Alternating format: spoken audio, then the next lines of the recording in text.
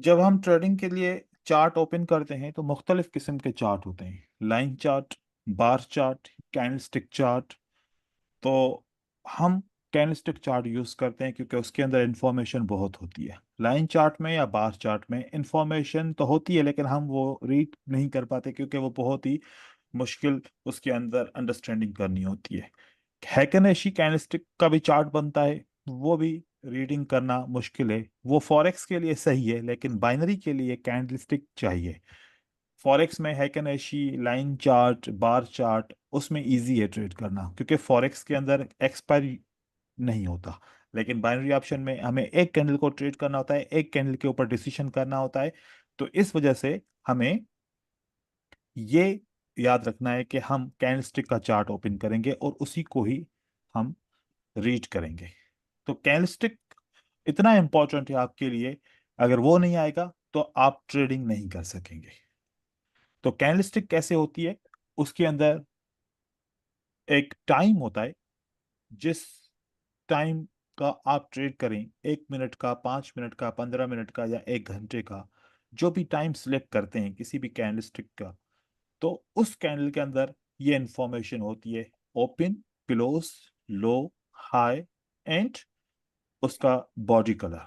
तो फिर body colour से पता चलता है कि बुलिश कैंडल है या फिर बेरिश कैंडल है।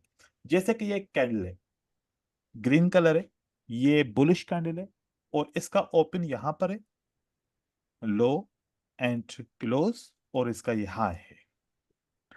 एंड देन ये एक रेड कैंडल है जिसका ओपन, क्लोज, लो और हाई। ये आपने दो कैंडल हमेशा देखेंगे। शेप्स हम हर वक्त मुख्तलिफ होंगे। कभी शेप, एग्जांपल्स दे रहा हूं, मुख्तलिफ किस्म के शेप मतलब ऐसे ऐसे शेप आपको दिखेंगे। कभी ऐसा शेप दिखेगा बुलिश कैंडल का, कभी ऐसा शेप दिखेगा बुलिश कैंडल का, कभी ऐसा शेप दिखेगा बुलिश कैंडल का, तो कभी ऐसा शेप दिखेगा। कभी इस तरीके से होगा, बॉडी बड़ी होगी, बॉडी के जितना विक होगा नीचे की तरफ से, कभी बॉडी जितना विक ऊपर की तरफ से होगा, कभी बॉडी जितना विक ऊपर और बॉडी जितना विक नीचे की तरफ होगा। इस तरीके से बहुत सारी कैंडल हैं। कभी ऐसा होगा कि बॉडी नहीं होगी और ऊपर और नीचे विक होगा, कभी वन साइडेड विक होगा, कभी बोथ साइडेड इक्वल विक होगा। ऐसे बहुत किस्म की कैंडल बनेगी, बहुत सारे किस्म की। हमें इन कैंडलस्टिक के रीडिंग के हिसाब से इसकी बॉडी, इसके विक की फॉर्मेशन की का मतलब समझना है। मतलब समझेंगे तो फिर अगली कैंडल कौन सी बन सकती है ये बात जान सकेंगे, क्योंकि हमारा काम है कि हम नेक्स्ट कैंडल को प्रेडिक्ट करें। अगर हम कैंडलस्टिक को नहीं रीड कर पाएंगे तो अगली कैंडल ग्रीन बनेगी या फिर रेड बनेगी हमें पता नहीं चल सकता। और हमें इसी को सीखने के लिए जितना भी कुछ हम पढ़ेंगे कि अगली कैंडल ग्रीन होगी या फिर अगली कैंडल रेड होगी, ये सीखना है। हमारा गोल क्या है, what will be the next candle. अगर हमें पता चल गया कि ग्रीन होगी तो हम बाय करेंगे और अगर रेड होगी तो हम सेल करेंगे। तो हमारा मकसद क्या है इस कोर्स करने का, what will be the next candle. Okay. तो इस मकसद को समझने के लिए बहुत मेहनत भी करनी पड़ेगी और हर चीज को समझना भी पड़ेगा। फर्क को समझें तो यहां पर ओपन और यहां पर ओपन, ये एक फर्क है बुलिश एंड बियरिश कैंडल में। बुलिश कैंडल जब ओपन होती है वो नीचे ओपन होती है एंड देन उसका मूवमेंट हमेशा ऊपर की तरफ जाता है। ऊपर मतलब कि प्राइस राइज होती है, इसको बोलते हैं राइजिंग, राइज हो रही है। और जब बियरिश कैंडल बनती है तो ओपन होने के बाद प्राइस डिक्लाइन होती है। इसी तरीके से जो कैंडलस्टिक का विक होता है वो भी इंफॉर्मेशन देता है। ये विक बड़े इंपॉर्टेंट होते हैं। इन विक से हम नेक्स्ट कैंडलस्टिक की प्रिडिक्शन समझ सकते हैं। जब कैंडलस्टिक ओपन हुई थी, ओपन होते ही हमने देखा कि सेलर्स का प्रेशर आया और सेलर कैंडल को नीचे की तरफ लेके गए, क्योंकि सेलर हमेशा प्राइस को क्या करते हैं, डिक्लाइन करते हैं। तो ओपन होते ही प्राइस कहाँ गई, नीचे की तरफ आई। एक पॉइंट ऐसा आया जहां पर बायर ने इनको कंट्रोल किया। कंट्रोल किया मतलब कि ये सेलर की जहां से एंट्री थी, उसी एंट्री से प्राइस को ऊपर की तरफ लेके गए। तो इसको बोलते हैं कि सेलर की मूवमेंट को बायर ने इंगल्फ किया, कवर किया, कंट्रोल किया। तो जो नीचे का विक होता है ग्रीन कैंडल में, जिसको हम लोअर विक कहते हैं या लोअर शेडो कहते हैं, असल में इस शेडो को बोलते हैं that is a controlled wick by buyer. इसको कौन सा कहते हैं, controlled wick by by. Buyer. इसका मतलब आप ऐसे समझो कि इस एरिया के अंदर जहां बायर ने सेलर को कंट्रोल किया, यहां पर स्ट्रॉन्ग बायर्स मौजूद हैं। कौन मौजूद है, स्ट्रॉन्ग बायर्स यहां पर मौजूद है। कभी कभार ऐसा होता है कि प्राइस वापस रिवर्स करती है, प्राइस रिवर्स करके इसी इसी वीक के अंदर क्लोज हो जाती है। तो यहां पर स्ट्रांग बायर होते हैं, तो दोबारा यहां से कौन स्टार्ट करता है मार्केट में, बायर वापस स्टार्ट करते हैं। बाय। तो ये आप ऐसे समझो कि एक सपोर्ट है, ऐसे समझो एक डिमांड एरिया है, या ऐसे समझो एक बायर का वेयर हाउस है जहां पर बहुत ज्यादा बायर मौजूद है, स्ट्रांग बायर मौजूद है। ऐसे जो इंफॉर्मेशन बायर में होगी, एज इट इंफॉर्मेशन किस में होगी, सेलर के अंदर भी होगी। लेकिन जैसे कि बायर का ओपन नीचे होता है, सेलर का ओपन ऊपर होता है, तो ये हमेशा ओपन के नीचे या फिर सेलर की कैंडल में ओपन के ऊपर ऐसा पाया जाता है। अब ये जो एरिया है, this is a sellers controlled wick. ये जो सेलर का कंट्रोल एरिया है, ये वाला किसका एरिया है, कंट्रोल्ड, सेलर का। सेलर्स।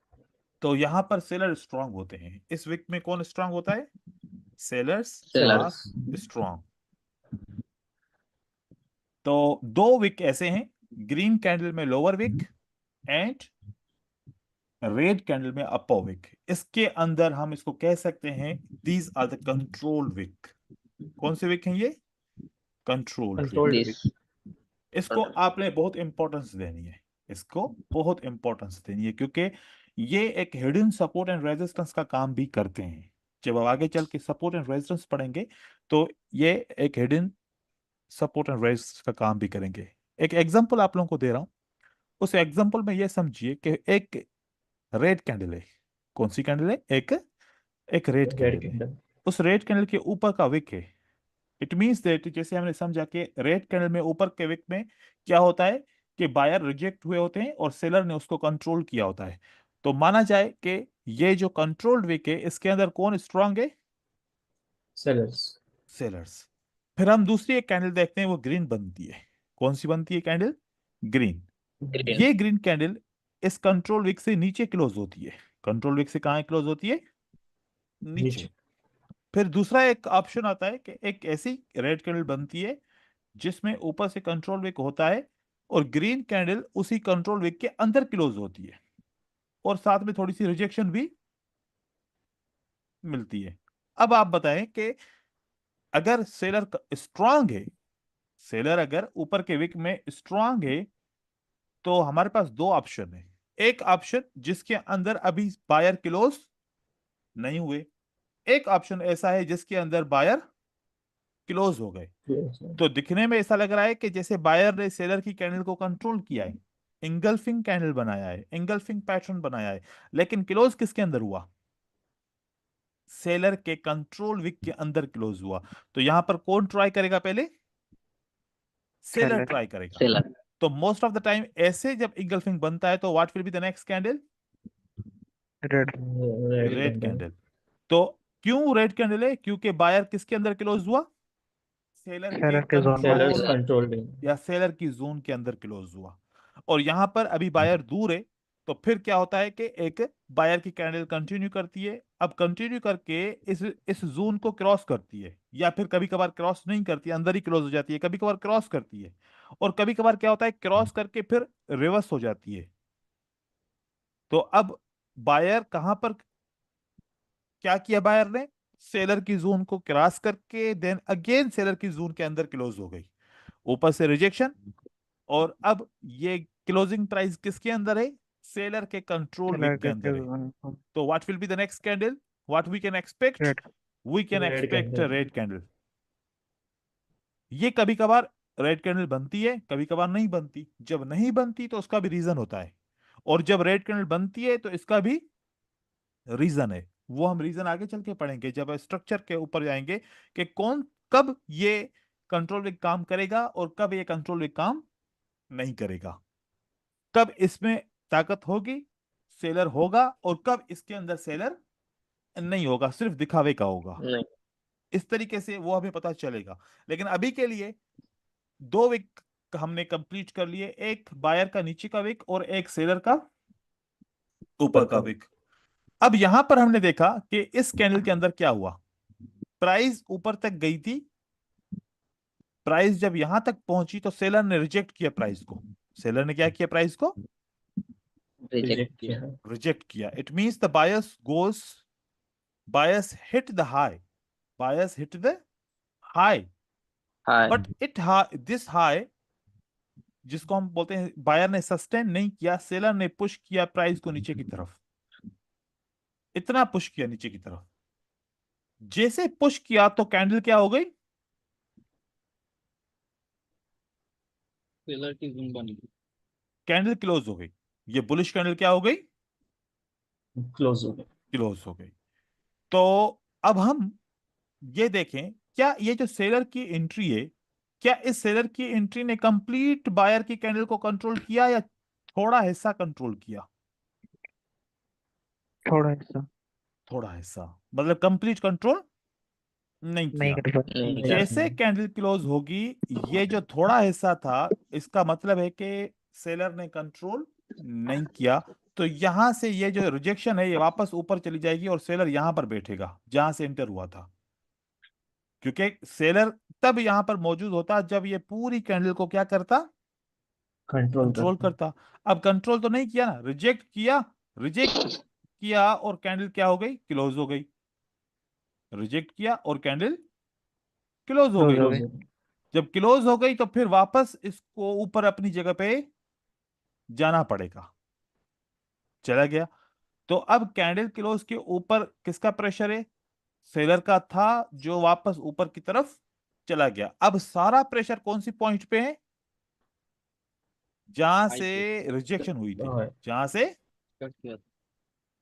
रिजेक्शन हुई थी। तो अब इस क्लोजिंग प्राइस से इस रिजेक्शन वाली पॉइंट के बीच में कौन है, इसके Buyer. बीच सेलर में न बायर Buyers. है ना सेलर है, बायर भी नहीं है और सेलर भी सभी नहीं है. है। ये बिल्कुल एरिया क्या है, बिल्कुल खाली है, बिल्कुल खाली है। तो अब अगली खाली है कैंडल क्या होगी, अगली कैंडल ग्रीन बनने के चांस ज्यादा बनेंगे। अब अगर बायर स्ट्रांग है तो सेलर के पॉइंट को ब्रेक करेंगे, अगर बायर वीक है तो ब्रेक करके वापस नीचे की तरफ आ जाएंगे, सेलर वापस उसी जगह पे मौजूद रहेगा, ऐसा होगा। तो अब माने कि अगर कोई भी ऐसी कैंडल है जैसे कि ये यहां पर ऊपर का विक है, तो सेलर कहां मौजूद है, कैंडल क्लोज हो गई है तो टॉप सेलर पे कहां मौजूद है, टॉप पे ए पॉइंट से लेके ओपन पॉइंट. ओपन पॉइंट तक, यहां से लेके यहां तक मौजूद है सेलर, नहीं टॉप पे ओके हाँ या ऊपर चला गया. नहीं सर यहां से हाई पे लेके यहां तक मौजूद है। यहां तक अगर कोई सोच रहा है तो वो नहीं गलत सोच रहा है, ठीक है। जहां पर से स्टार्ट किया था सर वहां पर मौजूद है। क्योंकि ग्रीन कैंडल क्लोज हुई है ना, तो सेलर वापस ऊपर चला जाएगा अपनी पॉइंट पे। Okay sir. अब एक एक बात है, देखो कि कानून के हिसाब से देखा जाए एक रेजिस्टेंस लेवल है, ये कौन सी लेवल है, रेजिस्टेंस लेवल। रेजिस्टेंस अगर बायर ने इसको कंट्रोल किया, मतलब कि ब्रेक किया, तो बायर इसको क्रॉस कर गया ना, जी क्या मानेंगे कि बायर ने इसको क्या किया, ब्रेकआउट किया। ब्रेकआउट दे दिया ब्रेकआउट दे दिया तो बायर की पोजीशन कहां चली गई, इस लेवल से ऊपर चली गई। जी और अगर वापस रिजेक्ट होके इसके नीचे क्लोज हो गया तो क्या बोलेंगे कि ब्रेकआउट हुआ, नहीं सर। नहीं ओ सर. अभी नहीं बोल रहे ना, क्यों नहीं बोल रहे ब्रेकआउट हो गया? क्योंकि बायर तो रिजेक्ट हो गया, बायर तो Reject रिजेक्ट हो हो गया। गया। इसी तरीके से समझो, जब सेलर ने एंट्री की, किसने एंट्री की? सेलर ने एंट्री की। क्या सेलर ने कंट्रोल किया बायर को? नहीं नहीं सर। नहीं और नहीं कैंडल सर। क्लोज हो गई, तो सेलर को इसी वजह से हाँ। वापस जाना पड़ेगा। ये सेम जो आप इसको ब्रेकआउट नहीं बोल रहे, क्यों नहीं बोल रहे? क्योंकि कैंडल ऊपर क्लोज नहीं हुई, रिजेक्ट हो गई। ऐसे ही ये सेलर ऊपर की तरफ चला जाता है, क्योंकि सेलर ने इस कैंडल को कमजोर करने की पूरी कोशिश की, कंट्रोल करने की कोशिश की, लेकिन कंट्रोल न कर सका, कंट्रोल नहीं नहीं कर किया सका। सर। लेकिन एक चीज है कि एक एक इंफॉर्मेशन मिल गई कि सेलर बड़ा इंटरेस्टेड है, सेलर बड़ा इंटरेस्टेड है। इंटरेस्टेड है। इसी तरीके से यहां पर बायर इंटरेस्टेड है। सेलर के लोअर विक में कौन इंटरेस्टेड है? बायर। Buyer interested. इसी तरीके से यहां पर कौन इंटरेस्टेड है? सेलर। सेलर्स। अब ये एक कंडीशन है। ये जो कंडीशन मैंने आपको बताई, ये कौन सी कंडीशन है? Condition number 1। Condition number one. 1, क्योंकि यहां पर कोई भी रेजिस्टेंस लेवल नहीं है। लेकिन अगर रेजिस्टेंस लेवल आ जाए, अगर ये कैंडल कहां पर क्लोज हो जाए? एक रेजिस्टेंस लेवल पे क्लोज हो जाए, तो रेजिस्टेंस का मतलब क्या होता है? कौन बैठा होता है रेजिस्टेंस पे? सेलर। सेलर्स। सेलर। रेजिस्टेंस पे हमेशा कौन होता है? सेलर्स। सेलर। तो पहले जब रेजिस्टेंस नहीं थी, तो सेलर आके क्लोजिंग के बाद ऊपर चला गया, है ना? Yes sir. लेकिन अब रेजिस्टेंस है, तो रेजिस्टेंस को ब्रेकआउट करने के लिए बायर ने ट्राई किया, बायर फेल हो गया इसको ब्रेकआउट करने में। तो इसका मतलब है कि सेलर कहां बैठा हुआ है? अपनी रेजिस्टेंस पे अभी भी बैठा है। बैठा बैठा हुआ हुआ है। लेकिन अगर रेजिस्टेंस लेवल नहीं है, तो सेलर कहां पर मौजूद है? टॉप पे। हाई पॉइंट पे। High point. हाई पॉइंट पे बैठा है। अब आपको ये बात कंडीशन 2 समझ में आ गई कि अगर रेजिस्टेंस है, तो रेजिस्टेंस को बायर ब्रेकआउट नहीं कर सका। इसका मतलब है कि सेलर अभी भी अपनी रेजिस्टेंस पे मौजूद है। और अगर रेजिस्टेंस लेवल नहीं थी, तो इसका मतलब है कि सेलर ने ट्राई किया और फेल हुआ, कंट्रोल ना कर सका, तो वापस अपनी जगह पे लौट गया। अब बैठा हुआ है, तो कहां पर बैठा हुआ है? यहां पर बैठा हुआ है। अब हम दूसरी पॉइंट पे आते हैं। कौन सी पॉइंट पे आते हैं हम? दूसरी पॉइंट पे। ये बड़ी इंपॉर्टेंट पॉइंट है। इस पॉइंट को आपने समझना है। अगर ये पॉइंट ना समझे, तो फिर आप बहुत गलतियां करोगे। ये बहुत इंपॉर्टेंट पॉइंट है। ये एक स्ट्रेटजी भी है, और ये एक बहुत इंपॉर्टेंट पॉइंट भी है। यहां पर एक रेड कैंडल है, रेड कैंडल के नीचे एक विक है। रेड कैंडल के नीचे जो विक होता है, उसमें कौन इंटरेस्टेड होता है? बायर। बायर। अब सेलर आता है, ट्राई करता है, और इस विक के पॉइंट को ब्रेक करता है। इस विक के पॉइंट को क्या करता है? ब्रेक ब्रेक कर। करता है। तो जिस जगह पे बायर इंटरेस्टेड था, उस पॉइंट को किसने ब्रेक कर दिया? सेलर्स। सेलर ने। मतलब कहने का कि कौन स्ट्रांग है? Seller strong. फिर एक और कैंडल के नीचे के विक देखते हैं। अब यहां पर सेलर ने अपने कैंडल के विक को, जहां पर बायर इंटरेस्टेड था, उसको नीचे ब्रेकआउट किया। लेकिन सेलर इतना स्ट्रांग नहीं था कि ब्रेकआउट के नीचे क्लोजिंग दे। उसने रिजेक्ट करके क्लोजिंग ब्रेकआउट से ऊपर दे दिया। तो क्या सेलर अपने विक को ब्रेक कर पाया? नहीं सेलर यहाँ पर फेल हो गया। ब्रेकआउट नहीं कर पाया, सेलर फेल हो गया। यहां पर सेलर ब्रेकआउट, सर किसी की तरफ से नॉइज आ रहा है बहुत। ये वही बैजीत की तरफ से आ रहा है। तो यहां पर क्या हुआ? ब्रेकआउट हुआ, और यहां पर ब्रेकआउट नहीं हुआ। ये बहुत इंपॉर्टेंट पॉइंट है। ये बहुत इंपॉर्टेंट पॉइंट है। बार बार जिस चीज के लिए बोलूं ना, समझो कि बहुत इंपॉर्टेंट पॉइंट है। ये पॉइंट कहती है कि मार्केट अब रिवर्स करेगी। ये पॉइंट क्या कहती है? मार्केट क्या करेगी? अब रिवर्स। रिवर्स करेगी। अब एक चीज है, इस पॉइंट को भी मजीद और समझो। अगर सेलर की कैंडल नीचे की तरफ जा रही है तो who is strong? Seller. sellers, seller strong. ठीक हो गया। कौन स्ट्रॉन्ग है? sellers seller. strong, सेलर समझो कि ये एक डाउन ट्रेंड है। ये क्या है? एक down down down trend. trend, down trend. Down trend में कौन वीक होता है? बायर। buyers, बायर वीक होता है। बायर ने अपनी कैंडल बनाई, उसके ऊपर विक बनाया, और जब दूसरी कैंडल बनाई तो अपने ही विक को ब्रेकआउट ना कर पाया, तो कंफर्म हो गया कि वाकई में बायर वीक है। yes sir, yes sir.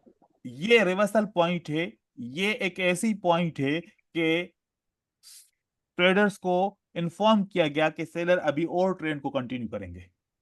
Seller अभी और ट्रेंड को क्या करेंगे? कंटिन्यू करेंगे। कंटिन्यू करेंगे। फिर हमने देखा कि वापस सेलर ने कंटिन्यू किया और ऐसे ही स्ट्रांगली कंटिन्यू करते गए।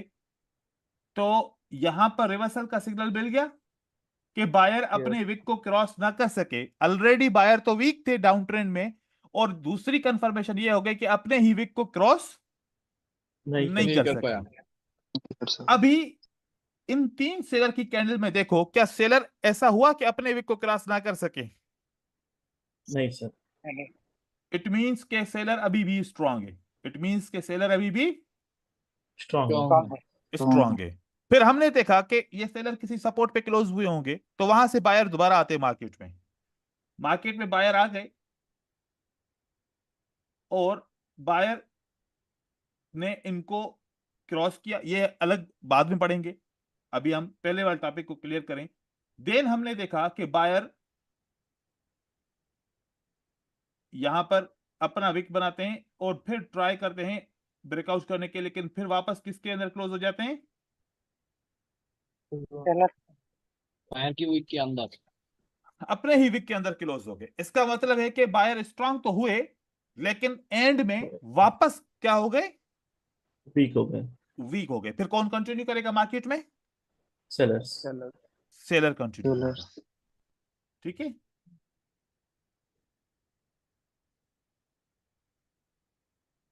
अब इस बार ये वाला कैंडल का विक था, और इस बार सेलर ने क्या किया? अपने विक को कंट्रोल नहीं नहीं कर कर सका। पाया। कौन से पॉइंट पे नहीं कर सका कंट्रोल? सपोर्ट पे। सपोर्ट पे। हाँ सपोर्ट पे। सपोर्ट पे सेलर अपने ही विक को क्रॉस नहीं कर नहीं सकते, कर पाया। तो अब मार्केट में कौन आया? मार्केट में कौन आएगा? मार्केट में आएगा Buyers. बायर वापस आएगा। मार्केट में बायर वापस मार्केट में आ जाएगा। ठीक है। देन मार्केट में बायर ऐसे ऊपर की तरफ चला जाएगा, और आप देखेंगे कि बायर अब अपने विक के अंदर क्लोज नहीं हुआ। इसका मतलब है कि कौन स्ट्रांग हो गया? buyers, बायर स्ट्रॉन्ग हो गए। बायर्स। फिर सेलर अब बार बार अब जब अप ट्रेंड शुरू हो जाएगा तो कौन अपने विक के अंदर क्लोज होना शुरू करेगा? sellers, जैसे पहले बायर से सिग्नल ले रहे थे, अब सेलर से वही सिग्नल ले रहे हैं कि सेलर अपने ही विक के अंदर क्लोज हो गया। तो कौन आएगा मार्केट में वापस? बायर। buyers आएंगे, बायर आएगा, एंड देन मार्केट को इसे कंटिन्यू करने की कोशिश करेगा। तो देखो कि एक विक के अंदर क्लोज होना भी एक बड़ा सिग्नल है। किसी भी एक कैंडल अपने ही विक के अंदर क्लोज हो जाए तो ये भी एक बहुत बड़ा signal, सिग्नल है, जिससे क्या पता चलता है कि अगर सेलर अपने ही कैंडल के विक के अंदर क्लोज हो जाए, मतलब कि seller is not interested, seller is weak. या बायर अपनी कैंडल के विक के अंदर क्लोज हो जाए, it means who is weak? Buyer is weak. buyers, अब ये पॉइंट समझ में आ गई सबको?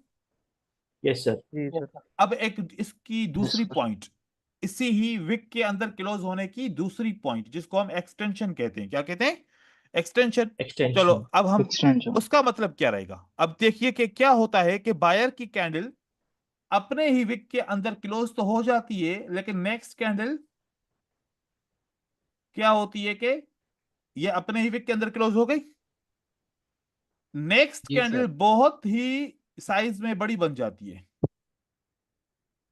अब आपने देखा कि पहले क्या हुआ कि बायर ने एक अब ऊपर का विक बनाया, फिर दूसरी कैंडल उसी विक के अंदर क्लोज हो गई, और फिर एंड में एक बड़ी कैंडल बन गई। इसको बोलते हैं बायर्स आर एग्जॉस्टेड। यहां पर क्या बोलते हैं इसको? Buyers exhausted. एग्जॉस्टेड होगा।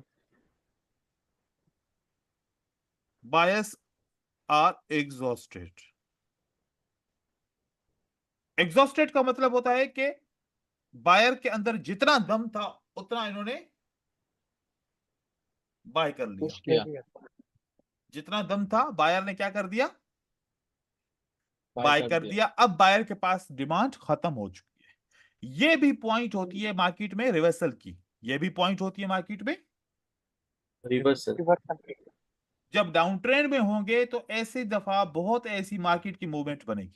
जब डाउन ट्रेंड में आप होंगे तो बायर ऐसी बहुत सारी मूवमेंट बनाएगा, या फिर बायर जब ऊपर की वेव बनाता है और फिर रिवर्सल पॉइंट आएगा तो उस एंड की पॉइंट पे ऐसा मूवमेंट बनेगा। तो पहले इस पॉइंट को हम फोकस करते हैं कि हम चार्ट के अंदर देखें कि ये अपने विक के अंदर क्लोज होते हैं तो इसका रिएक्शन जैसे मैंने समझाया क्या वैसा होता है कि नहीं होता। ठीक है। Okay sir. और जो चीज समझाऊं फिर उसको भुलाना नहीं है, वो याद रखना है आपने। ठीक है।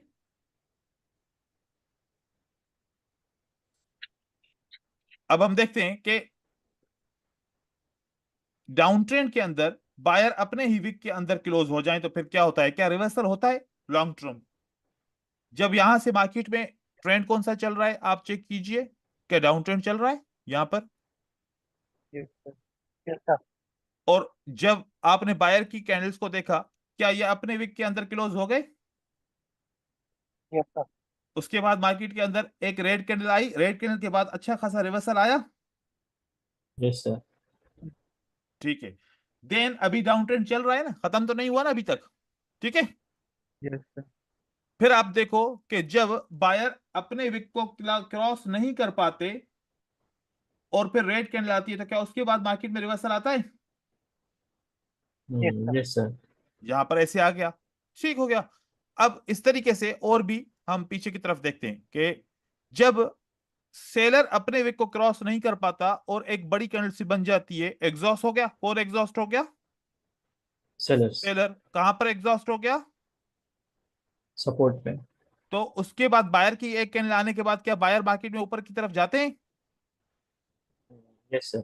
ठीक है। तो हम ऐसे वापस पीछे यहां पर भी देखते हैं।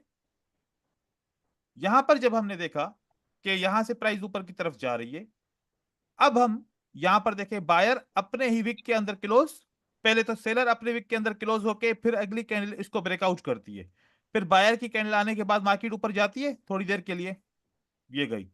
उसके बाद फिर देखो बायर दोबारा क्या हो जाते हैं अपने ही विक के अंदर। क्लोज होते हैं। पहले एग्जॉस्ट होते हैं, देन अगेन क्लोज होते हैं, फिर कौन आता है? सेलर आता है।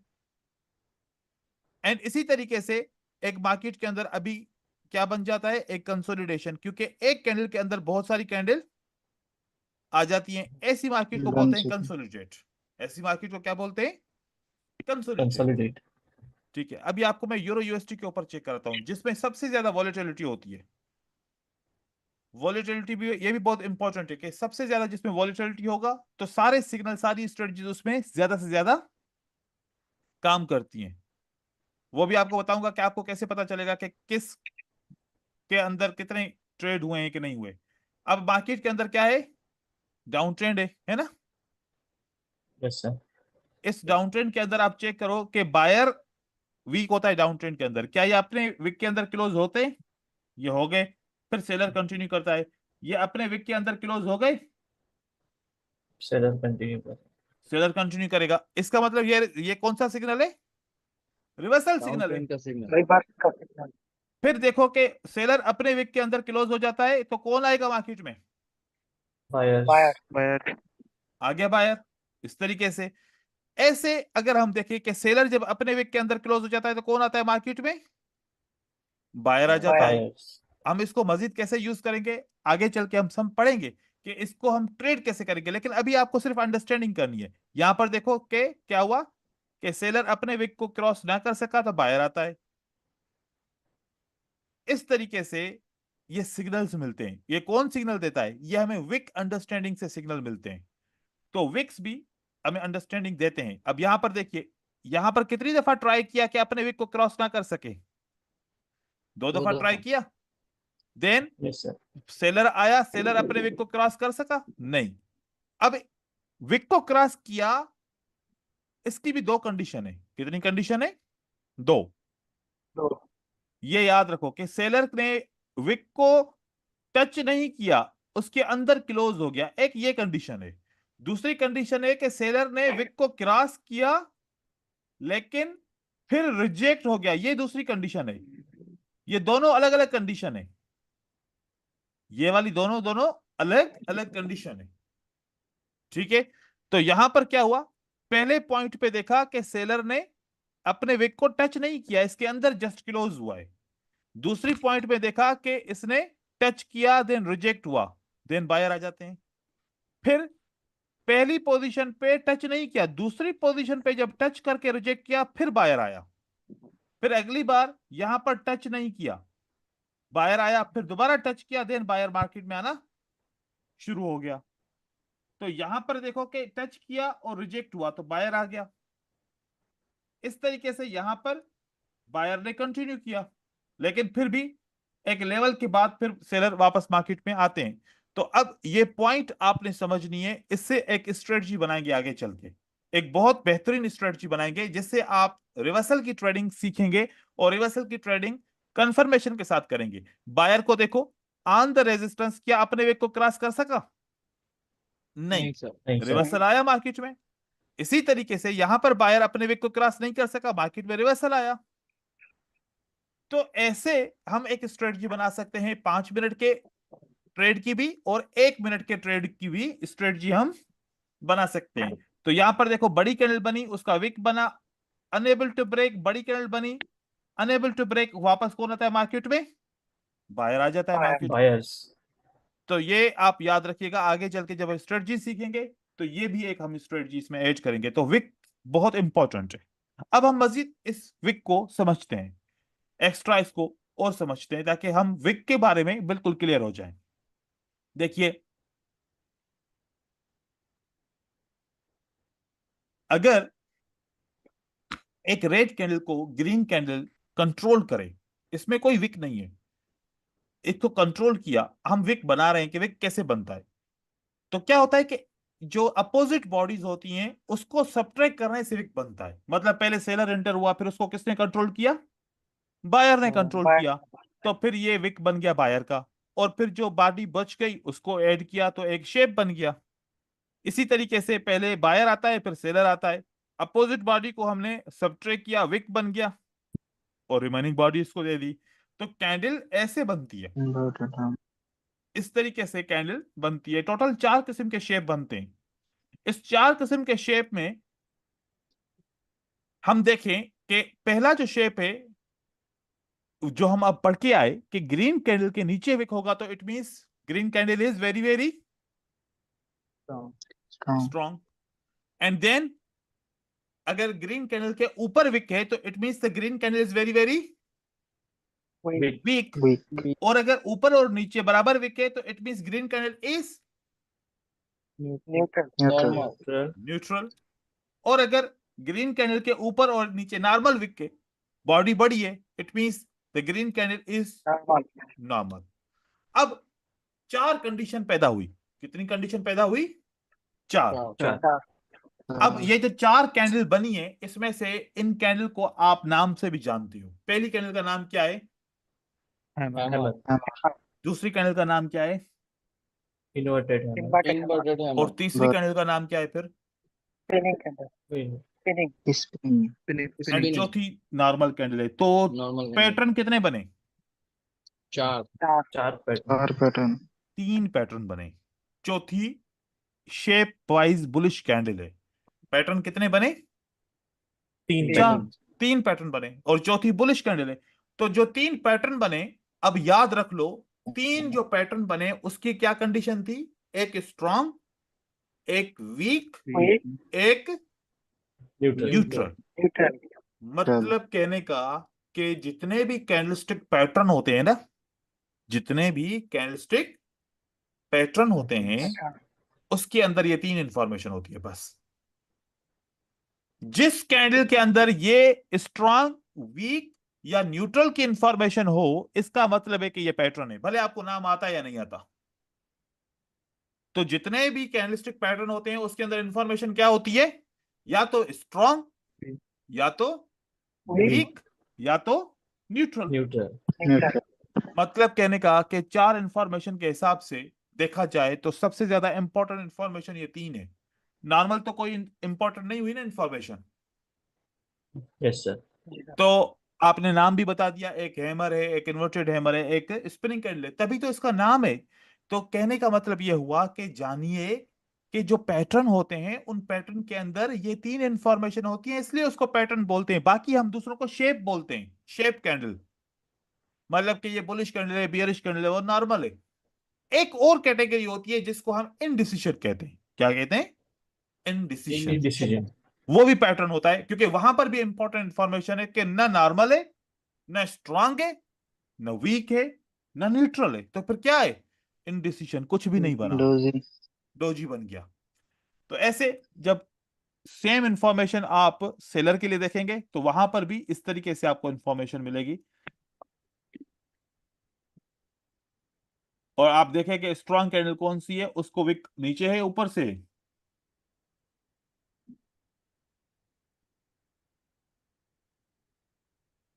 अब एक यहां पर पॉइंट जो बहुत इंपॉर्टेंट है, मैं आप लोगों को जाहिर करूं। आप लोग सोच रहे हो कि सर ये कंट्रोल विक है, सेलर की ऊपर विक क्या होता है? कंट्रोल। कैंडल, कैंडल की मीनिंग क्या है? कैंडल क्या है? न्यूट्रल है या स्ट्रांग है? न्यूट्रल। न्यूट्रल। मतलब कहने का कि न्यूट्रल कैंडल का कंट्रोल विक स्ट्रांग नहीं होता। न्यूट्रल कैंडल का कंट्रोल विक स्ट्रांग नहीं नहीं नहीं होता। होता। क्योंकि कैंडल ही न्यूट्रल है, कैंडल ही न्यूट्रल है। न्यूट्रल। तो फिर सेलर भी यहां पर न्यूट्रल होंगे। ठीक है, ये कैंडल कौन सी है? स्ट्रांग है। स्ट्रॉन्ग। तो इसका मतलब कि कंट्रोल विक सिर्फ और सिर्फ स्ट्रांग कैंडल का लिया जाता है। हर एक ओके कैंडल का सर। कंट्रोल विक हम नहीं लेंगे। सिर्फ और सिर्फ कौन सी कैंडल का? जो बहुत स्ट्रांग होगी उसका कंट्रोल विक लेंगे। हर एक छोटी मोटी कैंडल का कंट्रोल विक इस्तेमाल नहीं होगा। नहीं। बात समझ में आई? यस तो सर। ये एक फिल्टर है कि कंट्रोल विक बहुत, क्योंकि हम हर एक कैंडल का कंट्रोल विक यूज करते हैं। अब ऐसी कैंडल अगर बन जाए फॉर एग्जांपल कि बोलें कि ये कैंडल है, ऊपर से इसका कंट्रोल विक है और नीचे से इतना बड़ा विक है, तो हम इसको बोलेंगे कंट्रोल विक। कैंडल तो खुद ही वीक है, कैंडल तो खुद ही वीक। वीक है। वीक है, तो फिर सेलर इसमें क्या करेंगे? वीक होंगे।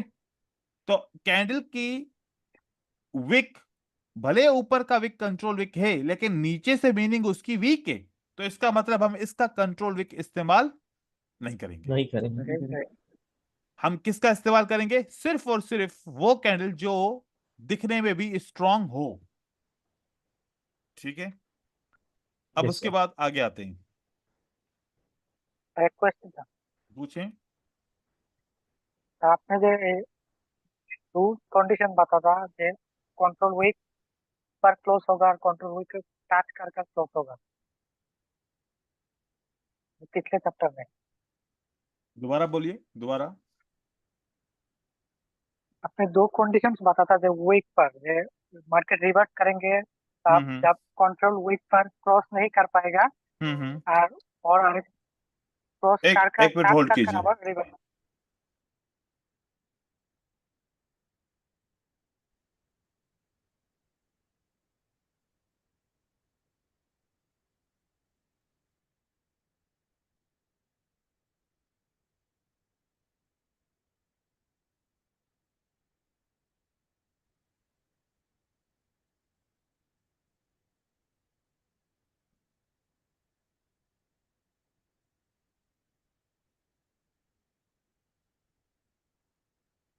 जी अभी आप बताइए, मुझे कॉल आ गई थी इंपॉर्टेंट। जी नहीं, तो मैंने आपको कंट्रोल वीक की कंडीशन जो बताई थी कि कंट्रोल वीक से मार्केट में रिवर्सल आता है, क्योंकि कंट्रोल वीक एक सपोर्ट या फिर रेजिस्टेंस की जोन बनती है जिससे मार्केट में रिवर्सल आता है। तो हम अब वो वाला कंट्रोल वीक यूज करेंगे जो हैमर का होगा और जो इन्वर्टेड हैमर का होगा। इन्वर्टेड हैमर रेड कैंडल में इसका कंट्रोल विक यूज करेंगे, और ग्रीन कैंडल में इस हैमर का हम कंट्रोल विक यूज करेंगे, और दूसरा हम उस कैंडल का कंट्रोल विक यूज करेंगे जो बॉडी में बड़ी है, ऊपर विक छोटा है और नीचे विक साइज में बड़ा है। बड़ा है। और इसी तरीके से रेड कैंडल में उसका विक यूज करेंगे जो बॉडी भरी हुई है, बड़ी है, और ऊपर से इसका विक ऐसा है। तो इस किस्म का जो होगा हम कंट्रोल विक यूज करेंगे। ठीक हो गया? क्लियर है? Yes, sir. And sir, what about pin bar?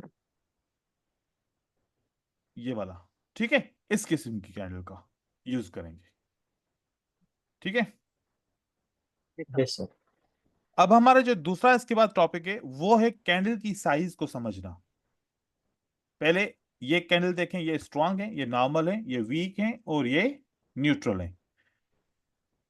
तो ये असाइनमेंट ये है कि आप चार्ट ओपन करेंगे और ये सारी कैंडल चेक करेंगे। आप सब कैंडल स्टिक को पहचान पा रहे हैं चार्ट के अंदर कि मैं देख पा रहा हूं कि कौन सी स्ट्रांग कैंडल है, कौन सी वीक है, कहां पर कंट्रोल विक है, कहां पर नहीं है, कौन सी इंडिसीजन कैंडल है। ये आपको चार्ट में पहचानना जरूरी है।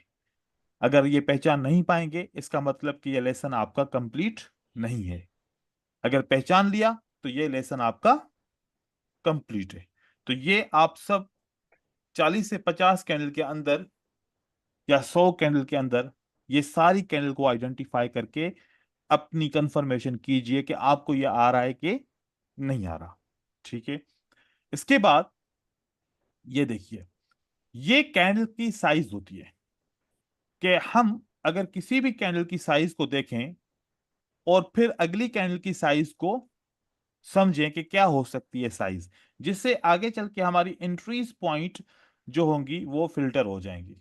तो अगर कोई भी ऐसी कैंडल जो दिखने में बड़ी नजर आ रही है, साइज मैटर नहीं करती है कितनी बड़ी हो, नहीं, बस दिखने में ऐसा लगे कि ये कैंडल बड़ी है। अब फॉर एग्जांपल मैं यहां पर ऐसी वाली कैंडल नॉर्मल साइज की बनाऊं तो आपको ये दिखेगा कि this candle is looks very strong, very big. और उसके बदले में मैं ये कैंडल दिखाऊं तो आप बोलेंगे कि सर ये कैंडल पहले वाले कैंडल से साइज में छोटी है। छोटी फिर है। अगर ये कैंडल दिखाऊं तो आप बोलेंगे कि ये जो है ना दूसरी वाली कैंडल से भी साइज में। छोटी है।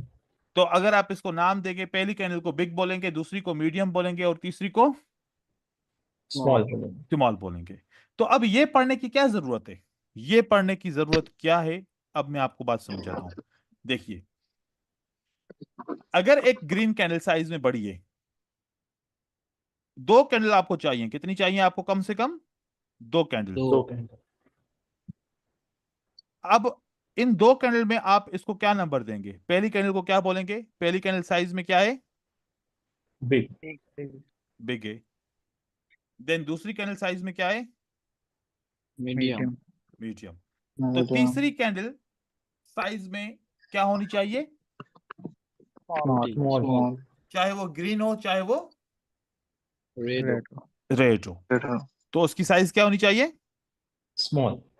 या तो Small. यहां पर ये वाली कैंडल बनेगी, अगर सेलर की आती है तो ये बनेगी, या तो ये कैंडल बनेगी, या तो ये कैंडल बनेगी। तो अब साइज मैच हो रही है, बिग, मीडियम और फिर कौन सी कैंडल है? स्मॉल। स्मॉल। और अगर सेलर कंटिन्यू करना चाहते हैं तो आखिरी दो कैंडल की साइज क्या है? Big medium. नहीं, ये अब मेरी आंखों से देखोगे तो फिर आपको कुछ और दिखेगा। आखिरी दो कैंडल की साइज क्या है? मीडियम मीडियम मीडियम और बिग। आखिरी दो कैंडल की साइज ये है। आखिरी दो कैंडल, एक ग्रीन कैंडल है एक small रेड और कैंडल है, medium। तो मीडियम और स्मॉल क्या हो गया? मेरे ख्याल में रेड कैंडल आएगा आप सर। लोगों को नहीं दिख रही, अब दिख रही है? स्मॉल। Medium and small. अगर रेड कैंडल आएगी तो उसकी साइज क्या होगी? बिग। मीडियम। मीडियम। मीडियम। तुक्के क्यों मार रहे हो? क्योंकि एक मीडियम कैंडल आ चुकी है, एक स्मॉल कैंडल आखिरी दो में आ चुकी है, तो अगली कैंडल तो बिग होनी चाहिए ना। कोई बोल रहा है जी, स्मॉल, कोई बोल रहा है मीडियम, ऐसे क्यों तुक्के मार रहे हो? सर बिग होने की रीजन क्या है? क्योंकि ये स्ट्रक्चर है मार्केट का, ये मार्केट का स्ट्रक्चर है। Structure कैंडलस्टिक है। ऐसे बनती है कि कैंडलस्टिक की साइज इस तरीके से बनती है कि पहली मीडियम है, दूसरी स्मॉल है, तो अगली कैंडल क्या होनी चाहिए साइज में? बिग होनी बिग। Big होनी चाहे वो ग्रीन हो चाहे वो रेड हो, क्या होनी चाहिए चाहिए। साइज में? Big. बिग होनी Big. चाहिए। बिग। तो बिग होगी तो पैटर्न बनेगा ना फिर। जी बिग है तो अब हाँ कौन सा सर पैटर्न बनेगा बताओ? स्मॉल और बिग बना, आप मीडियम बनेगा। नहीं, पैटर्न कैंडलस्टिक पैटर्न कौन सा बना? क्या small star big. Evening star बना? जी जी हाँ जी बिग। अब हाँ बताओ, इवनिंग अगर इसकी रिट्रेसमेंट आएगी तो उसकी साइज क्या होनी चाहिए? स्मॉल पहले मीडियम स्मॉल है, मीडियम फिर मीडियम सर, बिग है, मीडियम। अब मीडियम होनी चाहिए। मीडियम ठीक है, तो उसकी साइज क्या होनी चाहिए? Medium Medium. मीडियम। मीडियम ये मीडियम कैंडल बन गई आपकी। ठीक हो गया? सर एक बात हाँ पूछनी थी। जी पूछो। सर इवनिंग स्टार कैसे है, मतलब? आपने इवनिंग स्टार और मॉर्निंग स्टार पैटर्न नहीं पढ़े? नहीं सर। हाँ, तो फिर आपने नहीं पढ़े ना, अभी हम जब पढ़ेंगे ना तो फिर आपको पता चलेगा। अभी उसका टॉपिक नहीं है ये, सिर्फ आप लोगों से मैं ये साइजिंग पढ़ा रहा हूँ अभी। अभी आप साइजिंग को देखो सिर्फ, ठीक है? जी सर, जी सर, यस सर। तो ये है मीडियम, स्मॉल, बिग। अगली फिर क्या बन गई कैंडलस्टिक? Medium. मीडियम। मीडियम। तो अब आपके पास कौन कौन सी कैंडल आ गई? आखिरी दो कैंडल को चेक करो, कौन कौन सी है? बिग और मीडियम आ Big गई। और बिग medium. एंड मीडियम अगली स्मॉल कैंडल आई कौन अभी सी स्मॉल आएगी? होगा। स्मॉल अगली स्मॉल कैंडल स्मॉल। स्मॉल होगा। अगली कैंडल स्मॉल साइज में क्या होगी? स्मॉल। स्मॉल स्मॉल होगी। अब स्मॉल भी आ गई, मीडियम भी आ गई, तो अगली कैंडल साइज में क्या होनी चाहिए? Big Big. फिर अगली कैंडल साइज में क्या होनी चाहिए स्मॉल और बिग के बाद? Medium. Medium medium. अब अगली कैंडल साइज में क्या होनी चाहिए? फिर आपकी स्मॉल होनी चाहिए। ठीक है, Small. अब हम इसको चार्ट पे देखते हैं। किस पे? चार्ट पे देखते हैं। ये फिल्टर हमारा एंट्री लेने में ये करेगा इसीलिए ना, हेल्प करेगा ना सर? इसीलिए तो ये पढ़ा रहा हूं, इसीलिए तो ये आपको समझा रहा हूं कि आप एंट्री पॉइंट पे आपको प्रॉब्लम नहीं होगा। ये आपको 80% टू 90% ये आपको फॉलो करेगा। तो इतना ही करे तो आइडिया हो जाएगा ना। ठीक है, आप यहां से स्टार्ट करो, हम पीछे से भी स्टार्ट करेंगे, पहले आप यहां से स्टार्ट करो। अगर मैं इस कैंडल को, हर दो कैंडल को मैं कंपेयर करूंगा आपस में, इन दो कैंडल को कंपेयर करूं तो मुझे क्या मिलता है? बिग और मीडियम। मीडियम फिर अगली कैंडल क्या होनी चाहिए साइज में? स्मॉल। स्मॉल स्मॉल फिर मीडियम और स्मॉल है तो अगली स्मॉल कैंडल साइज में क्या होनी चाहिए? बिग होनी बिग चाहिए। बिग फिर स्मॉल एंड हुआ बिग है भी। तो अगली साइज क्या होनी चाहिए? मीडियम। मीडियम। मीडियम। कभी कभार क्या मीडियम होता है कि स्मॉल और स्मॉल भी आ जाती है, मतलब कि मीडियम आ रहा है तो मीडियम के नजदीक क्या है? स्मॉल है। ठीक है, और बिग के नजदीक हाँ मीडियम है। ठीक है, तो फिर यहां पर ये स्मॉल आ गई, या फिर इसको मीडियम काउंट करें, देन अगेन स्मॉल आ जाएगी। इस तरीके से ऐसे कैंडलस्टिक बनेगी। तो यहां पर अब देखो कि आखिरी दो कैंडल को देखो, आखिरी दो कैंडल को अगर मैं देखूं तो इन दोनों कैंडल को आप क्या बोलोगे कि ये कौन सी कैंडल हो सकती है? आखिरी दो कैंडल को देखो तो मीडियम है मीडियम और स्मॉल। मीडियम मीडियम और और स्मॉल। क्या होनी चाहिए अगली कैंडल? Small big. बिग। अब स्मॉल और बिग है तो अगली कैंडल क्या होनी चाहिए साइज में? Medium. Medium medium. जो भी कैंडल बनेगी वो मीडियम साइज की होनी चाहिए। ठीक है, ऐसे आपने जब ये दो कैंडल को देखा, इन दो कैंडल को देख के आप बताओ कि ये कौन सी साइज है? सर बिग और Big स्मॉल। और small. Big small. और अगली कैंडल आएगी तो उसकी साइज क्या होनी चाहिए? मीडियम। Medium. मीडियम। अब आखिरी दो कैंडल को देखो, ये कौन सी साइज की है? बिग होनी स्मॉल और चाहिए। मीडियम। तो अगली कैंडल क्या होनी चाहिए साइज में? Big. बिग। अब मीडियम और बिग आ गया तो अगली कैंडल कौन सी होनी चाहिए साइज में? स्मॉल। Small. स्मॉल क्या ये मीडियम बनी? बोलो। Yes, sir. अब बिग और मीडियम है तो अगली कैंडल को क्या बनना चाहिए? Small. स्मॉल स्मॉल बनना चाहिए। ठीक है, कैंडलस्टिक में मतलब कि अगर रेड कैंडल बनेगी उसमें भी रिजेक्शन होगी, अगर ग्रीन कैंडल बनती है तो उसमें भी रिजेक्शन होना चाहिए। ठीक है, तो इस तरीके से आप अंडरस्टैंडिंग करेंगे कि मार्केट में क्या ऐसी कैंडल की हो रहा है कि देखो अभी आपको रिजेक्शन मिल रही है ना खुद ब खुद। Yes, sir. तो साइज बेटर करती है। ऊपर एक रेजिस्टेंट भी है। हाँ, अब यहां पर आते हैं। ये कैंडल बिग है और ये मीडियम है। मीडियम, अगली कैंडल क्या होनी चाहिए? स्मॉल। स्मॉल। स्मॉल। तो मतलब कि अगर हमें इस पे बाय करना है या फिर हम समझे कि ये बाय करने की कैंडल है, तो हमें पता है कि इस साइज, इसकी साइज क्या होगी। कितनी बड़ी रिजेक्शन आई थी लेकिन फिर भी कैंडल क्या बनी? Small small. बनी। ठीक है। अब ये तो 1 मिनट का टाइम फ्रेम है। अब बताओ, क्या ये कैंडल इतनी बड़ी बन के, इतनी नीचे बड़ी बन के फिर भी उसी साइज की बनी जैसे हम चाह, हमें पता था कि इतने इतनी बननी चाहिए, वही हुआ। ठीक है। और अब देखो कि ये आखिरी दो कैंडल को देखें तो ये स्मॉल एंड मीडियम है, तो अगली कैंडल की साइज क्या होनी चाहिए?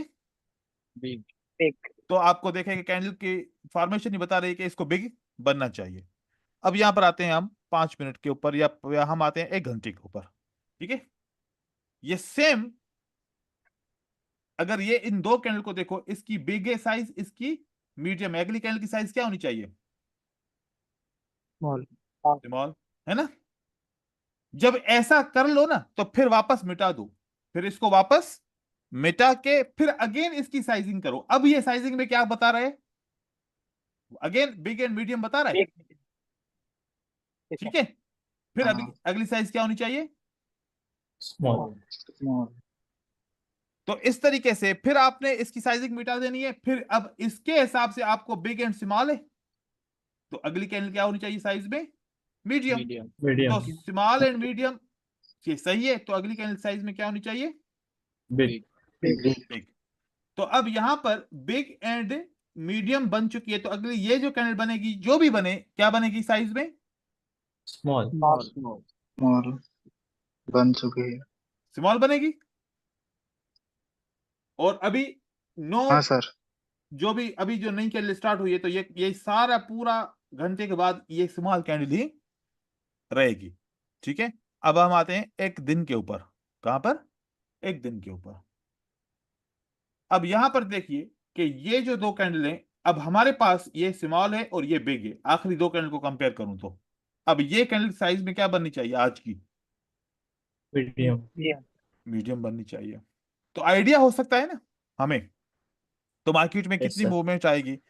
तो ये आपने क्यों समझना है, इसकी जरूरत क्यों थी आपको, मैं आपको बताऊं कि लोग क्या समझते हैं कि हम एक रेजिस्टेंस लेवल से रिजेक्शन का ट्रेड करें। किससे ट्रेड करें? एक रेजिस्टेंस लेवल से रिजेक्शन का ट्रेड करें, कि एक कैंडल इस रेजिस्टेंस लेवल को ब्रेकआउट करे और हम सोचें कि ये ब्रेकआउट किया है, ये ब्रेकआउट फेल हो जाएगा, रिजेक्ट हो जाएगा, क्यों ना मैं ऊपर सेल करूं और प्राइस नीचे क्लोज हो जाएगी, तो मुझे क्या हो जाएगा? फायदा हो जाएगा। इसको बोलते हैं रिजेक्शन ट्रेडिंग। प्रॉफिट हो जाएगा। ठीक है।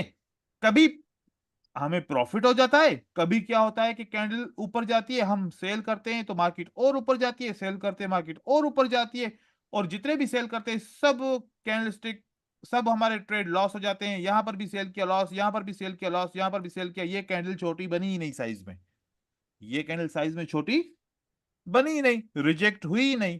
तो ये इसका फार्मूला क्या है? अगर एक बिग कैंडल और मीडियम कैंडल बन जाए तो अगली कैंडल साइज में क्या बनेगी? बोलो। स्मॉल। तो स्मॉल। इसका मतलब है कि इस कैंडल को कितनी भी बड़ी बने, आखिर में इसको क्या होना है? छोटी ही होना है। स्मॉल। रिजेक्ट होके स्मॉल बनना है। अगर बनना है। एक स्मॉल कैंडल यहां पर, अगर एक स्मॉल कैंडल और मीडियम कैंडल बन जाए तो अगली कैंडल साइज में क्या बनेगी? बिग। बिग, अब कितना भी सेल करो तो उसको बनना क्या है? Big big. ही बनना है। बिग बनना है ना। जी सर। तो यहां पर ट्रेड क्यों विन हो गया रिजेक्शन का, और यहां पर ट्रेड क्यों नहीं विन हुआ रिजेक्शन का? बात समझ में आई? Yes yes sir, sir. चाहे कैंडलस्टिक की ये जो रेजिस्टेंस लेवल या सपोर्ट लेवल कितनी ही स्ट्रांग क्यों नहीं हो। हाँ, एक ये, इस गलती की वजह से लोग पैसा लॉस करते हैं। दूसरा, अगर एक कैंडल बिग बन गई, फॉर एग्जांपल आपने डिसाइड किया कि अगली कैंडल बाय ही बनेगी, अगली कैंडल क्या बनेगी? दो कैंडल पीछे बाय की हैं, तो तीसरी कैंडल भी बाय की बनेगी। अब होगा क्या? जैसे ही कैंडलस्टिक ओपन होगी एकदम से यहां पर पहुंच जाएगी, अब आपको बाय करने का मौका मिला ही नहीं। अब आप बाय करोगे तो कहां पर करोगे? इसके ऊपर करोगे। लेकिन स्मॉल किस, बन जाएगी, कौन सी साइज की बारी है? स्मॉल। स्मॉल की, आप बाय करोगे, प्राइस ऊपर जाएगी, आप खुश होगे, लेकिन एंड में कौन सी कैंडल बनेगी? स्मॉल आप सबकी एंट्रीज कहां पर होंगी? ऊपर होंगी एंट्री। तो जब हाँ लग जब एक बिग और मीडियम बन जाए तो अगली कैंडल कौन सी बनेगी? स्मॉल। तो हमेशा कोशिश करो कि स्मॉल की ओपन पे ट्रेड मिले तो करो, अगर ओपन पे ट्रेड ना मिले तो आपने नहीं करना। ठीक हो गया? Yes sir. ये है आज का क्लास। इंशाल्लाह फिर कल मजीद इससे आगे चलेंगे। ठीक है? इंशाल्लाह सर। Okay sir. तो चीजें आज समझ में आई? आज सर जितना आज पढ़ा का नोट उतना। क्या है सर? क्या कह रहे हैं?